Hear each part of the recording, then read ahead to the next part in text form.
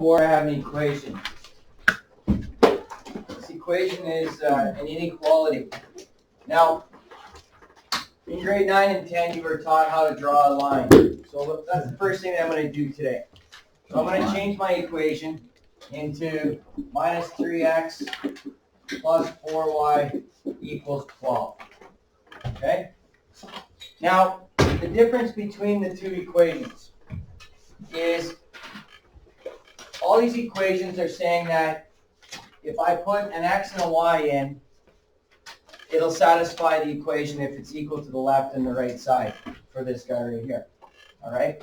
In this equation, I have multiple possibilities that are in a region now, not on the line, that can be shaded. Okay? So, first thing we're going to do is we're going to start by, how do I graph this? So there were 3 methods that you were taught last year in how to graph it. Okay? Method number 1 would be to find your intercepts. So put 0 in for x and solve for y. So I put a 0 in for x, that's 0. 4y equals 12. What does y equal? 3. Great. Now I'm going to put a 0 in for y. I have negative 3x equals 12. What does x equal? Negative 4. So there's one method in which we learn how to graph these.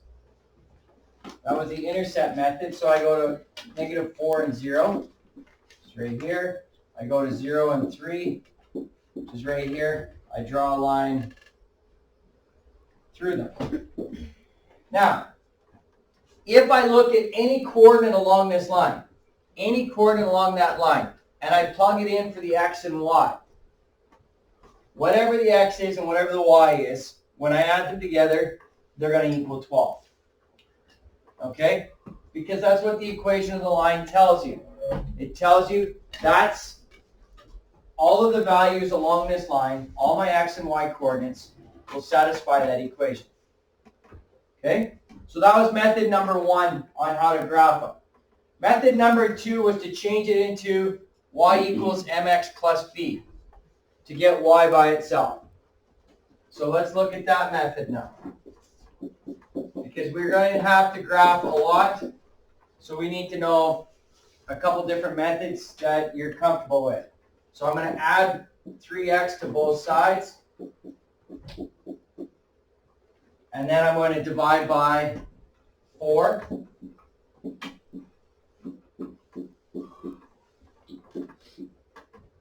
Okay. So if you remember from y equals mx plus b, the m was my map, which is the slope of the line. The b was my starting coordinate. So if I put 0 in for x, I solve for b, or solve for y, which is the b value. So in this case, my starting coordinate is 0 and 3. Right there. Now where does my map tell me to go? Remember how to do this? Where does my map tell me to go? What's the slope of this line? Go ahead. Yeah, which direction? Okay. We'll go up 3 and left, right 4. Yes. All right. Now, the top one is your run. The bottom one is, the top one is your rise. The bottom one is your run. Slope is rise over run. So a positive direction. Looking at these, at this grid right here, where are my 2 positives on that grid? Up and right. My 2 negatives are down and left. So if I have a negative on there, then that's where I go. So I go to 0 and 3, which is right here. I go up 3 and right 4. We'll say it's somewhere over here. So there's method number 2 on how to graph.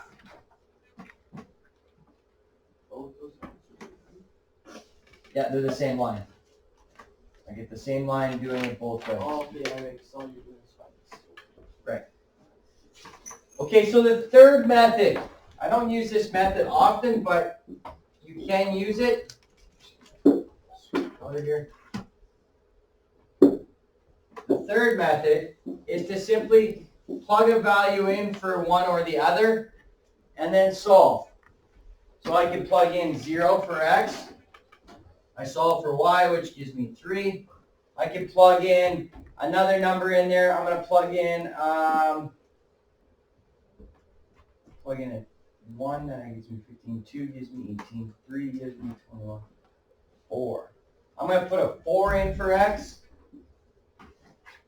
So I have negative 3 times 4, which is negative 12. I'm going to add negative 12, or add 12 to the other side. It gives me 24. 4y into 24, it gives me 6. So I know I should do this math and show you how to do it, but I'm just going to go through it quickly. So all I did was plug 4 in for x here, and then I solved for my y value. Okay? How do you get 6 of them? So what is that third method called?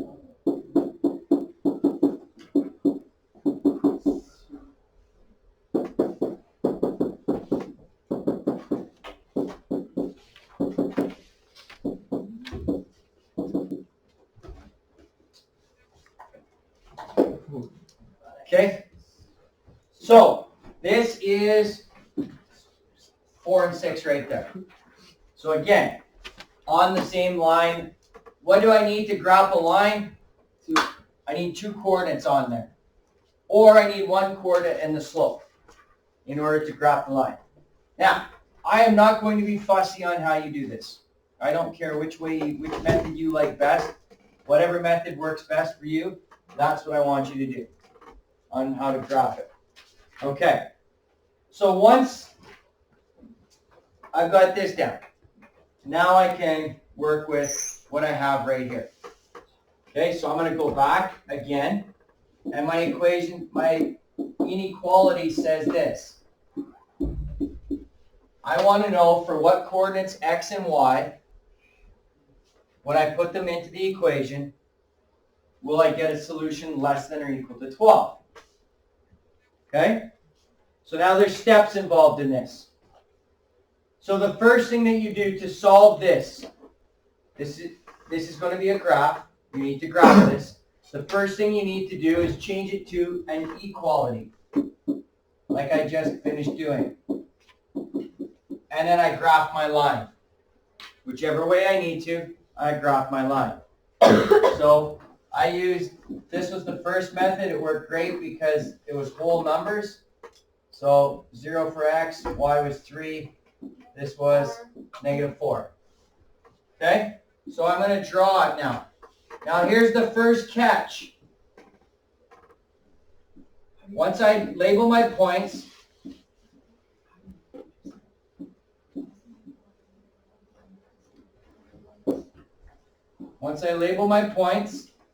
there, now I have to decide. Here's the first thing that you have not done before ever.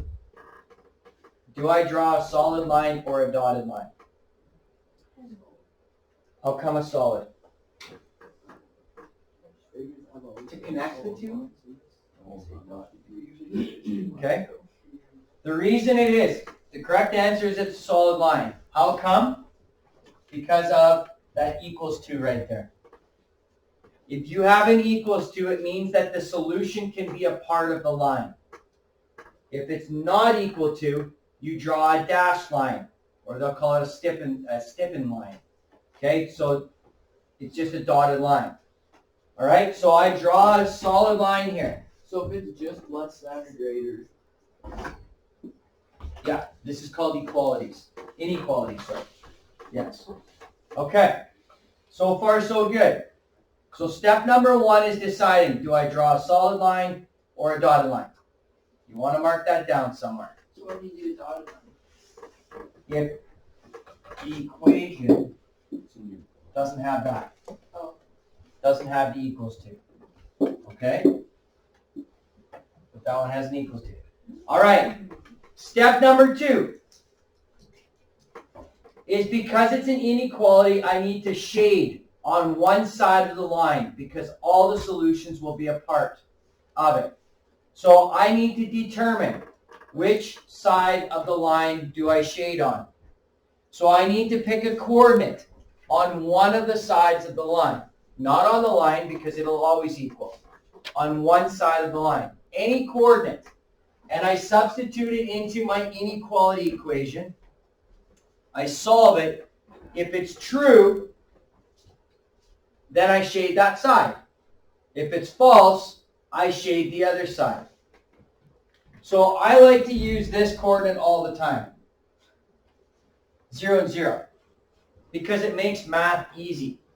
What's 0 times negative 3? 0. What's 0 times 4? 0. Is 0 less than or equal to 12? Yeah. Yes. So now all I do, my last step, is shade that part of the graph. There's my answer. My graph of this is going to consist of a line and a shaded region. Do we have And every coordinate in this region, no matter what, if I pick a coordinate in here and I substitute it into here, it's going to be less than or equal to 12. Go ahead. Do we have to like actually shade it or Yeah. do we just like No, just what I did. Yeah. That's fine. So then if the equation was the same thing except it didn't have the equal sign under the greater, you do the exact same thing except to be a dotted line. That's right. Yes. Okay? Any questions so far? So we are now, this is the next level that we do. Okay? Grade 9 and 10, we learn how to graph lines and draw lines. In grade 11, we learn how to draw inequalities. Now it gets more complicated as you go because we're now going to eventually graph two inequalities and shade two regions, and the solution set is the two joining regions.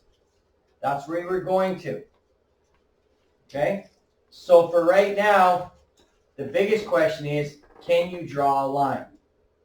I hope so. All right? Well, so do I, but it's been a year since you've drawn lines. So that's what we need to work on. Okay? Let's look at the example 2 now. Sanjit and Mary are competing in a spelling quiz. Now this is the other part that's going to be a problem for you, is the word problems. Okay? You have to now draw the equation yourself, or write out the equation yourself. That's where the issues usually come. Mary gets a point for every word she spells correctly. Sanjit is younger than Mary, so he gets 3 points for every word he spells correctly, plus 1 bonus point. What combinations of correctly spelled words for Sanjit and for Mary result in Mary scoring more points than Sanjit? Choose 2 combinations that make sense and explain your choices. Okay. So, X will be, what's his name? Sanjit.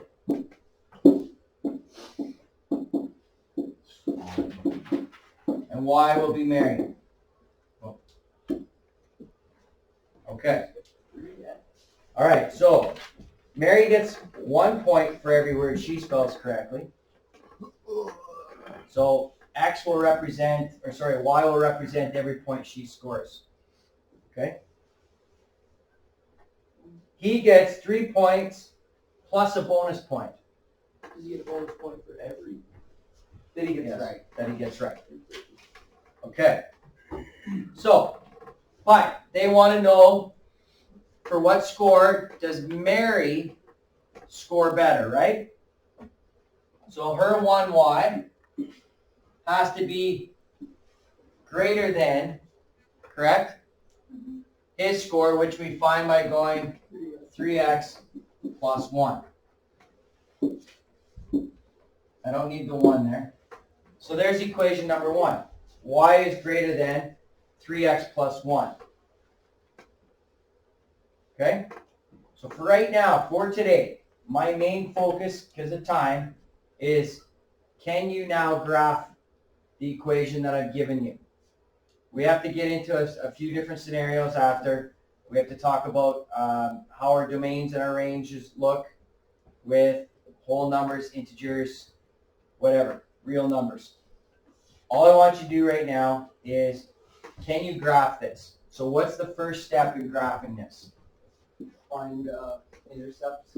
No. Make it an equal Yes. thing. Turn it into equal sign.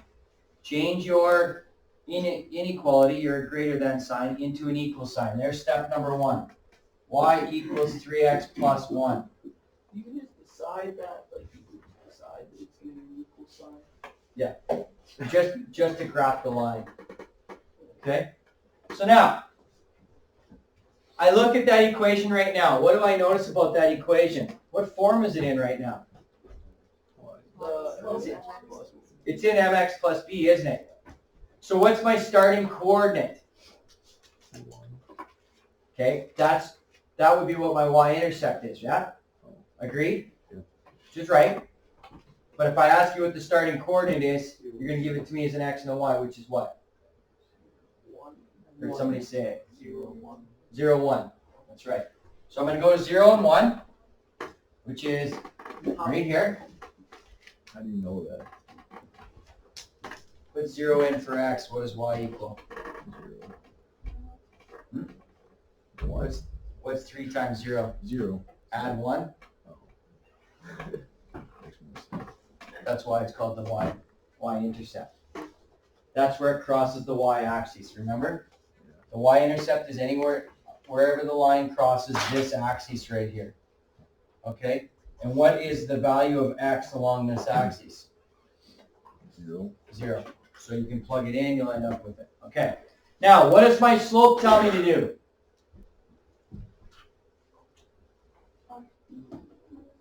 Up 3 and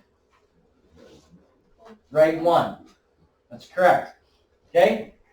We know that a whole number is always over 1, right? So my slope says go up 3 and over 1. To right there. That's my slope.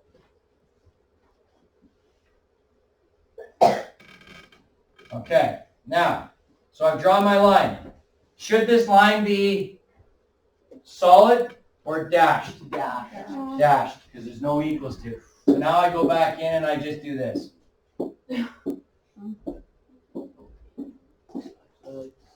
Okay? So there it is. I've got my dashed line. Okay, so there's the first 2 steps. Number 1, graph the line. Number 2, decide if it's solid or dashed. The third step is now to find my shaded region. How do I find my shaded region? 0 to 0. Pick a coordinate, any coordinate. Find out if it satisfies the equation. If it does, I shade that side. So let's pick 0 and 0. It's right here. 0. Okay, so if I go 3 times 0, what is that? 0. 0 add 1 is 1. Is 0 greater than 1? No. So I shade the other side now. You can just always go with 0. 0. To me, it's the easiest one because the math is easy, right? But you can choose any coordinate you want. So for example, let's pick this one right here, which is -4 and 0. Okay? So I substitute in -4 greater than 3 times 0. Sorry, that's not right either. I had it right the first time. I put -4 in for x and 0 in for y. -4, add 1. Okay, so that's this coordinate right here. So 0 greater than -12 add 1 is -11. Is 0 greater than -11? No. Yeah, so I can shade over top of it. I just use 0 and 0 because it's the easiest coordinate. Okay? Is what 0 is? He's like, it's 0 greater than 11. You said no. Negative. Yeah. -11. Oh, negative. 0 is greater than -11. Yeah. You said no. Gotta And no one just said anything. I was like, am I just retarded? I thought it was just 11. Okay. So today, just practice on here. Okay. Again, we are getting into the calculator section, so we are going to need graphing calculators if you want to make this easy on yourself. So you need to locate a graphing calculator, Desmos, whatever. You can use it as well. I would encourage you to use Desmos, which means the iPads in the library have Desmos. Can we use There- our phones? You can, but you have to get the Desmos test mode. Test mode. Yeah, so it'll shut all your stuff off except for the test mode part. So yeah. Okay, so what I want you to do today then is go through page 150 and 151 and find a way to get some graph paper over the next couple days. Okay, I'll provide graph paper today, but I need you to get some graph paper for the next couple days. All right? Those of you that haven't finished your surveys, finish those right now, and the rest of you can work on this.